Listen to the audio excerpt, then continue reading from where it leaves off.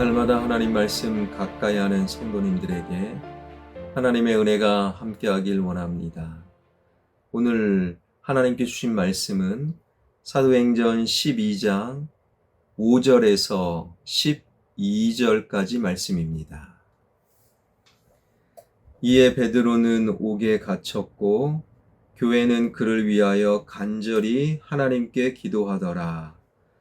헤롯이 잡아내려고 하는 그 전날 밤에 베드로가 두 군인 틈에서 두 쇠사슬에 매여 누워 자는데 파수꾼들이 문 밖에서 옥을 지키더니 호련히 주의 사자가 나타나매 옥중에 광채가 빛나며 또 베드로의 옆구리를 쳐 깨워 이르되 급히 일어나라 하니 쇠사슬이 그 손에서 벗어지더라.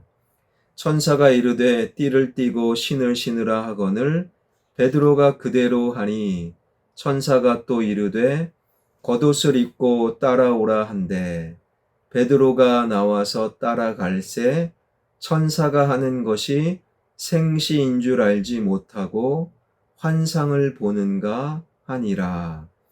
이에 첫째와 둘째 파수를 지나 시내로 통한 쇠문에 이르니 문이 저절로 열리는지라.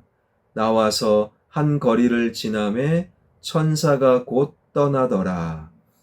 이에 베드로가 정신이 들어 이르되 내가 이제야 참으로 주께서 그의 천사를 보내어 나를 헤롯의 손과 유대 백성의 모든 기대에서 벗어나게 하신 줄 알겠노라 하여 깨닫고 마가라 하는 요한의 어머니 마리아의 집에 가니 여러 사람이 거기서 모여 기도하고 있더라. 아멘. 야고보 사도를 참수형에 처한 헤롯 아그리빠 1세가 베드로 사도마저 죽이려고 감옥에 투옥시키게 되지요. 그리고 참수형을 약속한 전날 밤 주님께서는 삼엄하기 이를 데 없는 감옥으로부터 베드로를 구원해 내셨습니다. 주님의 역사가 얼마나 인간의 상상을 초월했던지 그 모든 과정을 베드로 사도는 꿈을 꾸는 것과 같이 느꼈다라는 거예요. 그리고 한참 감옥에서 빠져나와 한 거리에 이르러서야 비로소 꿈이 아니고 실제임을 깨달은 베드로. 오늘 본문 11절 12절은 그 이후의 일을 이렇게 증언하고 있지요. 이에 베드로가 정신이 들어 이르되 내가 이제야 참으로 주께서 그의 천사를 보내어 나를 헤롯의 손과 유대 백성의 모든 기대에서 벗어나게 하신 줄 알겠노라 하여 깨닫고 마가라 하는 요한의 어머니 마리아의 집에 가니 여러 사람이 거기서 모여 기도하고 있더라.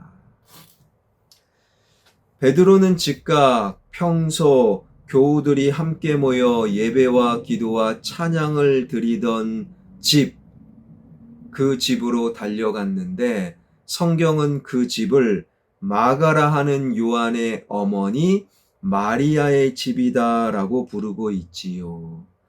성경이 어느 특정인의 집을 가리킬 때 자식과 어머니의 이름을 동시에 사용한 곳은 바로 오늘 본문이 유일하다라는 거예요. 자식과 어머니라면 그들은 한 가정을 구성하는 바로 가족이지요. 따라서 추록한 베드로가 찾아간 집을 마가라 하는 요한의 어머니 마리아의 집이라고 성경이 부르는 것은 벽돌로 된 그 집, 사람들이 그렇게 많이 모일 수 있는 넓은 집, 좋은 집, 그 집을 강조하는 것이 아니라 아들 마가와 어머니 마리아와 함께 이루고 있는 그들의 가정을 강조하고 있다라는 거예요. 골로새서 4장 10절에 의하면 그 가정을 이루고 있는 아들 마가는 우리가 이미 알고 있는 바 바나바의 조카입니다. 마가는 바나바와 바울이 1차 선교 여행을 떠날 때 그 선교 여행의 수행자로 동참하게 되는 영광을 얻었지요.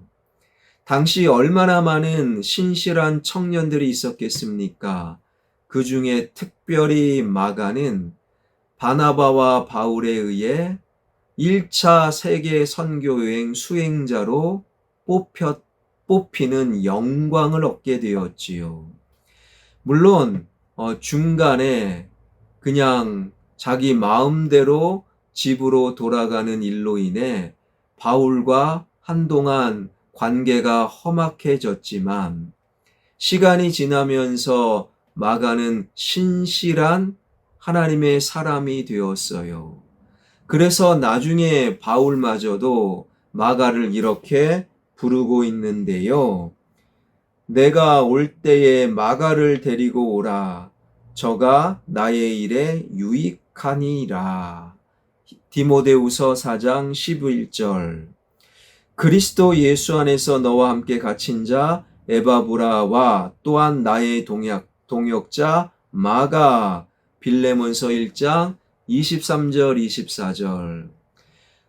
마가는 후에 바울에 의해서 나의 동역자다, 내 신앙에, 내 사역에 유익한 인물이다 라는 극찬을 받게 되었지요.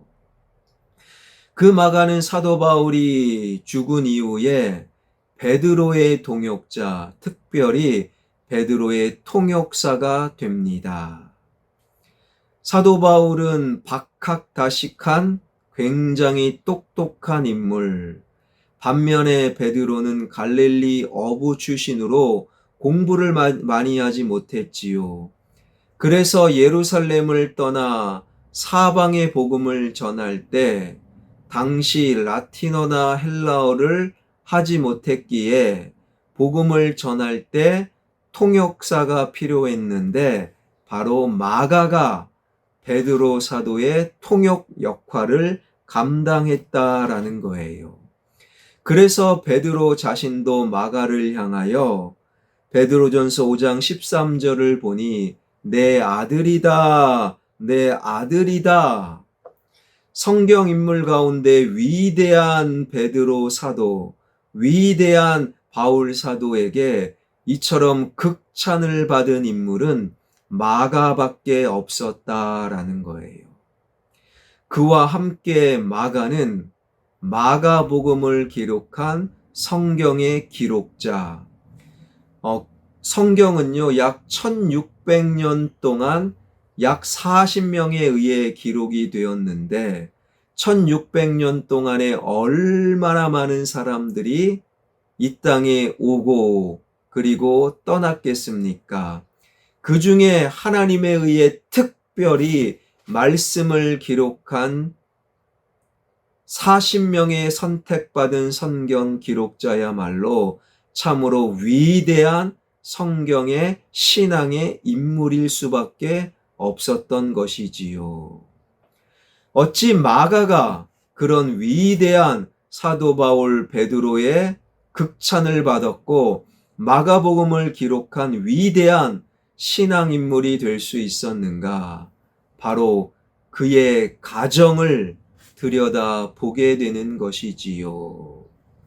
추록한 베드로가 찾아간 마가라는 요한의 어머니 마리아의 집, 그 집은 평소 초대교회 교인들이 예배와 기도와 교제와 찬양을 하는 장소로 오픈이 되었어요. 그러나 그것은 비단 그때의 일만이 아니었고 오랫동안 마가라는 요한의 어머니 마리아의 집은 바로 신앙의 장소로 오픈이 되었는데, 주님께서 십자가에 못 박히시기 전날 밤 주님과 제자들이 마지막 만찬, 최후의 만찬을 했던 그곳이 바로 이 집, 마리아의 집이라는 거예요. 그리고 주님의 순환 현장에서 주님을 배신하고 도망갔던 제자들을 부활하신 주님께서 찾아가 만난 장소도 이 집, 마가라는 요한의 어머니 마리아의 집, 그 가정이었다라는 거예요.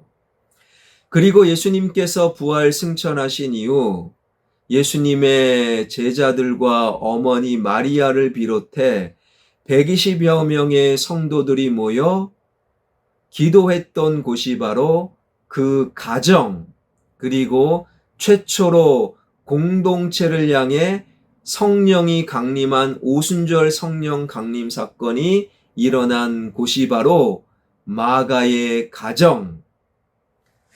그 집주인 마리아는요, 임대업을 하는 분이 아니었어요. 가정이 없는 사람도 아니었어요.